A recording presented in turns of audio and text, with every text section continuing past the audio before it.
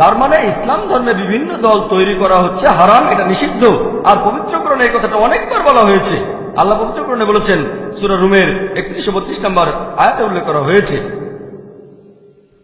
বলা হয়েছে, মুশরিকদের অন্তর্ভুক্ত হয়েও না যারা আল্লাহ সুবহানাহু ওয়া তাআলার শরীক উপাসনা করে, আর তাদের মতো হয়েও না যারা দ্বীনে মতভেদ সৃষ্টি করে, বিভিন্ন দলে বিভক্ত হয়, আর প্রত্যেক দল উল্লাস করে তারা সত্যের পথে আছে। আল্লাহ পবিত্র কোরআনে সূরা রুমের 31 ও 32 নম্বর আয়াতে উল্লেখ করেছেন, তাদের মতো হয়েও না যারা আল্লাহর সাথে কাউকে শরীক করে, আর তাদের মতো হয়েও না যারা দ্বীনে মতভেদ সৃষ্টি করে, বিভিন্ন দলে বিভক্ত হয়, আর প্রত্যেকেই উল্লাস করে যে তারাই সঠিক সত্যের পথে আছে। আল্লাহ এই কথাটা আবার বলেছেন সূরা মুমিনুনের 53 ও 54 নম্বর আয়াতে উল্লেখ করা হয়েছে যে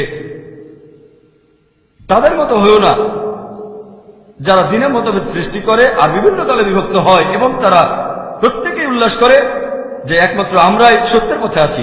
এছাড়া পবিত্র কোরআনে সূরা শুরার 13 ও 14 নম্বর আয়াতে উল্লেখ করা হয়েছে যে তোমরা দ্বীনকে প্রতিষ্ঠিত করো আর কোন রকম মতভেদ সৃষ্টি করো না। পবিত্র কোরআনে এরকম আরো অনেক আয়াতে বলা হয়েছে বিভিন্ন দলে বিভক্ত হয়েও না। তাহলে ইসলাম ধর্মে বিভিন্ন দল তৈরি করা এটা হারাম, এটা নিষিদ্ধ।